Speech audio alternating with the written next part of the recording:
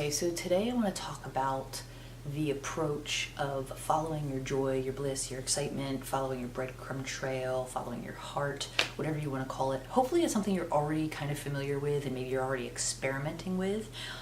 If you're not and you're stumbling across this video for whatever reason, then I highly recommend this approach to life. Give it a try, see what you think. I personally love it and highly recommend it. So this video is basically just some of my own, from following this approach. I feel like early on I had a lot of questions, and so some of the things I'm going to go through are basically clarifications. And I have a blog post that I wrote. I just wanted to make it in video form. So I'll link the blog post that I wrote in the description, and then also too, I want to kind of like almost a disclaimer. Teal Swan, who is a spiritual teacher that I really value, put a video out not that long ago talking about why follow your joy doesn't always work, why this approach doesn't always work. And the reason for that is because your true north, or your compass, your intuition, whatever you want to call it, has been messed with through your upbringing, through whatever your parents may have taught, your society, what your society taught you, through your life experiences and the beliefs that you've accumulated over time. If you have negative belief patterns within you that you're not conscious of yet, it can affect your ability to decide what your excitement is, what your joy is. So I'll link that video in the description as well, because I feel like what she had to say was really valuable. It's not a requirement that you have to like clear all the negativity or clear all the negative emotion that's been suppressed, because eventually you will arrive. By following your joy, you'll still get to the same destination. It's just that it might be, I guess, a bumpier ride if you don't address some of the things that she talks about in the video. If you don't fix your compass first. So it's like, you don't have to fix your compass, but you probably want to if you don't want a bumpy ride. Okay, so when I first started following this approach, I had so many questions. It was like, what do I do if I don't want to do the dishes? What if I want to eat chocolate cake all the time? What if I don't want to go to work, right? So like, what about the things that don't excite me that I feel I should do? That was like one of the biggest questions that I had. So, just those little things as I was following this approach, these like kind of little questions and little misunderstandings. Like, I'm just gonna go through and kind of clarify some of what I've come to understand about this approach. So the first thing is, and I'm looking at like my notes. Actually, I'm looking at my blog post, which are my notes. Don't just focus on excitement. This was a mistake I made in the beginning. I thought I was supposed to be looking for things that excited me. Well, going to the bathroom doesn't excite me. Going to bed doesn't excite me. They're just obvious things that you just do. So it's not just looking for things that excite you. It's looking for things that are clear, that are obvious, that you feel a slight intrigue or slight interest about. It doesn't have to always be excitement. So that, once I understood that definitely helped. An analogy that I would give that I really like for this, that helped me: if you play video games at all and you've played something like Lara Croft Tomb Raider, or you've just played a game where I feel like there's probably a word for this type of game, but I don't know what it is where like you're exploring like a world of some kind, or a location of some kind, and you have to like get to the next stage or the next area, but in order to do that you kind of have to like crack a code. It's almost like what are those rooms nowadays? I forget what they're called. I can't think of what they're called off the top of my head. I know I can't think of it. It's like puzzle room. I know it's not that, but they're like really popular nowadays. So it's kind of like that. So like, you're looking for clues, and when you start playing the video game, you kind of have to learn what things you can interact with. And as you continue to play, you start to see that there's certain elements in a area that stand out more than others. For example, maybe they're like, you have a whole bunch of trees, but there's one tree that's just slightly more prominent, that just has a little glow to it, that's just a little brighter. And so then you start to know, okay, that I can interact with that. That's probably my next clue. That's probably my next step. So it's kind of like that. It's almost like you're kind of surveying your set of conditions that you are in the midst of, and you're going, okay, what could I do next? And you're using your emotion. Your emotion is kind of like the paint. It paints the thing with that little extra brightness or that little extra obviousness. So I feel like that analogy for me, if you're not a video game player, obviously that doesn't help you any, but you get the picture. I think I've described it well enough where hopefully that's helpful. So I think what I'm also trying to say is that it can be subtle. It can be really subtle, but as you kind of play the game, you get better and better at seeing what's next. What's next becomes more and more obvious to you. And you know what? It's kind of fun to not sometimes have it be super obvious. So another tip would be to be mindful, stay mindful of avoidance. So what can happen sometimes is if you have something like, let's say you need to do the dishes and you feel excited about going for a walk, but like you're looking at the dishes and you're like, oh, I don't want to do the dishes, but you think you should do the dishes and you feel excited to go for a walk. Is there a sense of relief that you don't have to do the dishes in the excitement of going for a walk? Is it really excitement, or is it relief? I think that's really the main thing. Look out for relief. Be mindful, and it's not always the case. Like, relief can be a good thing too. It's just be mindful of it. So are you avoiding? So if you're avoiding, then you don't need to force yourself to go do that thing, but you need to understand why you're avoiding it and figure out a way that you can do that task or do that thing that would make it more enjoyable, that would actually make you feel maybe a little more excited about it. Like, put on some music, something in the case of like dishes, like put on some music and light a candle, or that's always my answer to everything for me, is like make it more exciting. Is put on music and light a candle. Gosh, okay. Another tip would be to watch out for addiction or neediness. So it's kind of like, do you need to eat the piece of chocolate cake, or do you want to eat the piece of chocolate cake?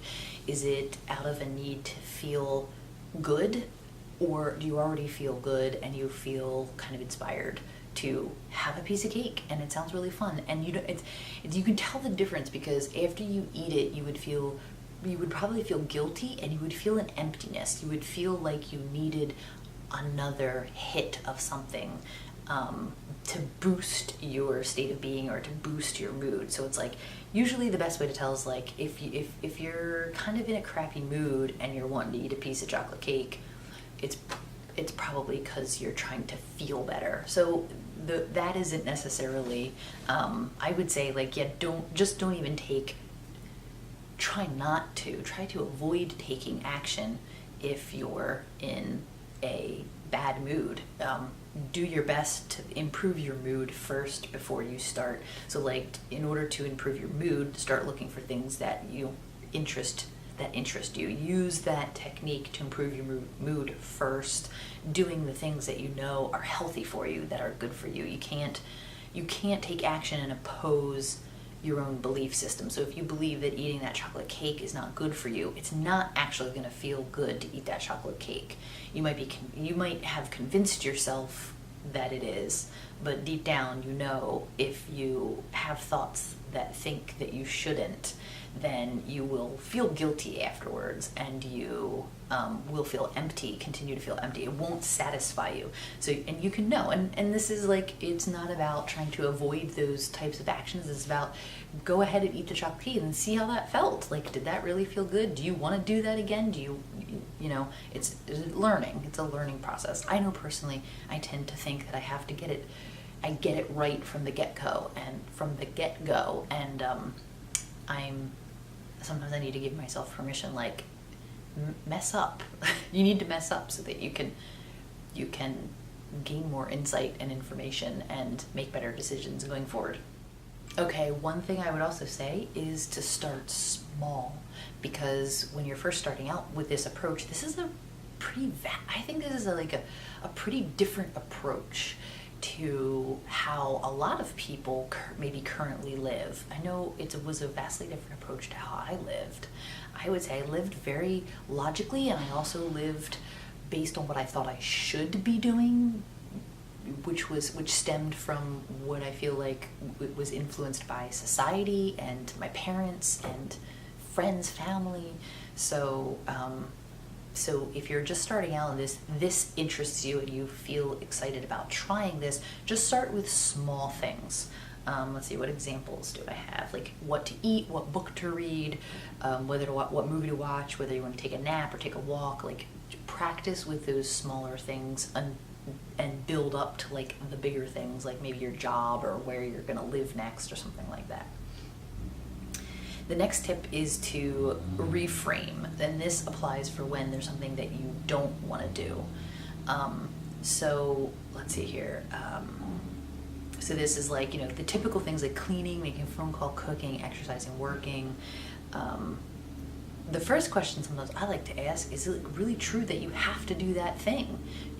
Are you applying some kind of self-imposed deadline or self-imposed rule about something that you think you have to do? Also, reframing it to something you're choosing to do will lift the weight of the perspective of needing to do it.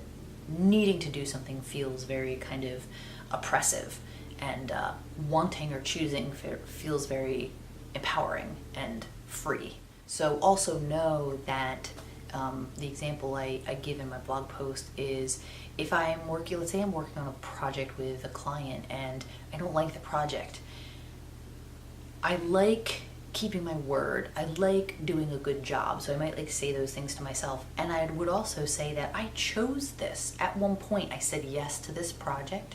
I chose this industry that I'm in, right? So like I chose this. So because I had the power to choose all of this, I now, at this pivotal moment, have the choice to turn in a different direction if I wanted to. I could go back to my client and renegotiate and say, listen, I'm not really wanting to do this anymore, if that's a possibility.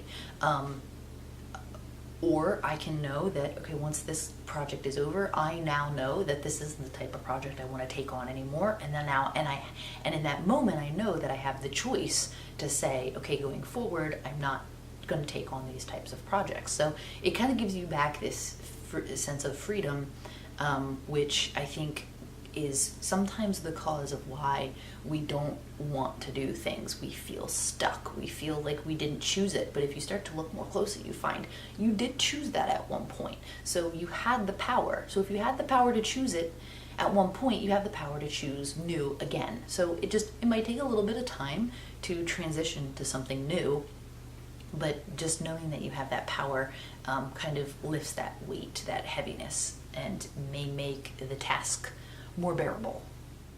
Okay, another tip that I have is make it feel lighter. So for the things that you don't feel like doing, you could say, once I get started, I really have fun. I like knowing I'm helping someone to achieve what they want. It feels good to let creative juices flow. I like how it feels to focus on something. So it's basically like you're focusing on the positive aspects of the task. Like even if it is something as simple as doing the dishes, you could say it feels, it's a little silly, but it's like just little things. It does just help to say, I like how it feels to have an empty sink. I like how it looks to have an empty sink. I like the feeling of satisfaction that I get from finishing all the dishes. I like the feeling of warm water. I appreciate the fact that I have running water to wash my dishes. I appreciate the fact that I have the sink. I appreciate the fact that I have dishes. And it just starts to kind of loosen up the kind of the tension that you might feel about doing something. And I know some of those statements seem maybe a little silly. You have to do it. You have to look for those positive aspects yourself. Look for the ones that really feel good to you. For me, when I was going through that list, some of them felt silly to me, but some of the ones felt really good. They felt positive. They felt like they made me, created movement within me. They moved the energy. Specifically the one about appreciating that I have running water and that I have dishes and that I have a sink. That appreciation, I feel like, is super helpful. Okay, another tip would be make it more enjoyable and more fun. So a lot of the times, like when my biggest, and I would say for a lot of people too, is getting started on a project of some kind. And I find that if I notice myself procrastinating on something, I look for ways to make it more enjoyable or more fun. A lot of times for me, for work, it might be something like I could go work from anywhere I want because I work remotely. I work from my home, and so I could work from a coffee shop. I could go work from a park. I could work from my couch. I could work on my back porch. I can find some new music to listen to while I work. I can light a candle. My answer to everything: light a candle and music. Light some incense. Whatever you feel like. Just tidy up your office or tidy up the area that you're going to work in, or if you're going to, or like let's say something simpler like doing the dishes, put on your headphones and like put on some really great fun music while you do the dishes, or listen to a podcast. It's just like a matter of getting creative and figuring out ways to make things fun. Be like Mary Poppins and with every job that must be done, there is an element of fun. You find the fun and snap, the job's a game. Look for that fun in it. I think I already talked about the renegotiate agreements with one of the other tips, but basically just to retouch on that is, if you find there's something that you don't want to be doing that involves other people, see if you can renegotiate. See if they'll be open, and start the conversation with like, listen, I'm just throwing this out there. Would it be possible? It's okay if you say no. Would it be possible to do this differently, or do this another time, or whatever the case may be? Another tip is let go of the attachment to a specific outcome.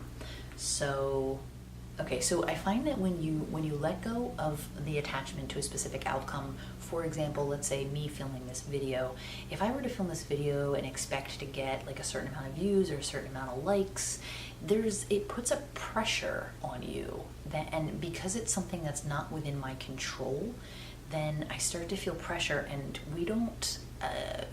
pressure kind of kills the joy and kills your joy and creativity. So if you can let go of the outcome and just enjoy the process, like in my case, just enjoying the filming, enjoying the editing. I love setting up the shot. I love my camera equipment. It's fun to work. I enjoy speaking. I enjoy sharing.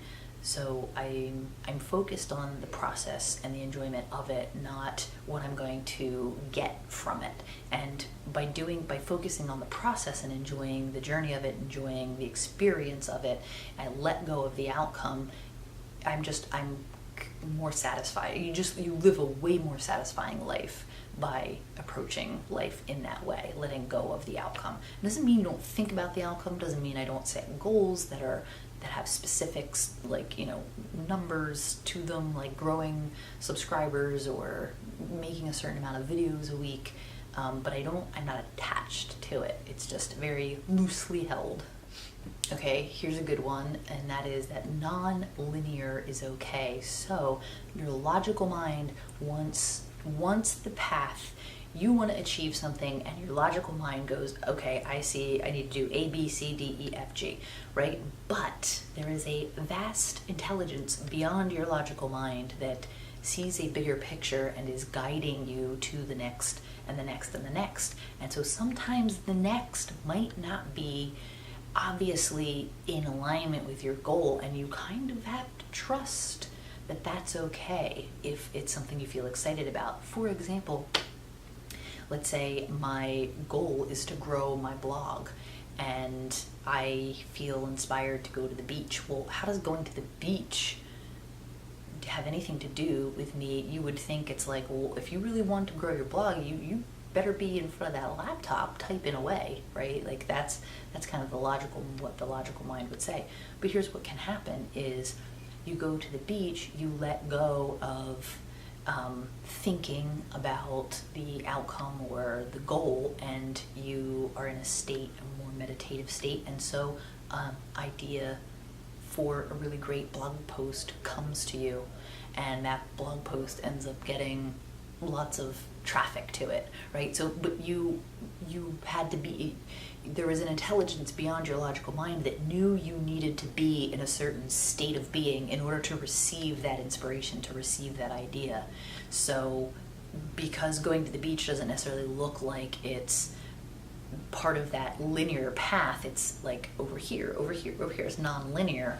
I kind of lost my train of thought. Yeah, I think you get the point. I think I made the point. It's trust that you don't necessarily have the bigger picture. Because how many times have you made plans and it doesn't. There's a quote: planning is invaluable, plans are useless. I don't know who said that. Eisenhower, someone like that. And I love that quote because it is so true. If you just look at your own experience, anytime you've ever created a plan, a lot of the time it does not pan out the way you planned. So, not that you can't have a plan, but don't be too attached to the plan. Allow for that spontaneity, and don't get that tunnel vision. Be willing to look around. Okay, this one I really like too. I use this a lot, this analogy. I think I heard this analogy maybe from Abraham Hicks, and it's don't talk yourself into eating worms. So it's basically like, so let's say you have a plate of worms and you have a watermelon, and you're like over here and you're trying to like reframe and choose positive aspects of eating worms when you've got this watermelon right next to you. So it's like, make sure that you're not trying to convince yourself to do things that are challenging to convince yourself to do when there's another option. Like, if you find yourself constantly having to make lists of positive aspects for your job or for the place that you live or whatever the case may be, if you're continuously having to do that and it's taking a lot of your energy, it's like, look for the path of least resistance. Would it be easier to just find a new job? Would it be easier just to move? But you have to ask yourself that. That might not always be the case. It might be, you might want to, if you have a lot of momentum going in a particular field or career, then it might make sense to just continue that and appreciate it and stay open to new opportunities that will maybe slowly start to shift you to more of the things that you want. So be cautious of, or not cautious, but be mindful of how much reframing you're doing and how much kind of self-motivation you're doing about a particular area of your life. And that's all I have. So now what? I still don't know how to end my videos. Thanks.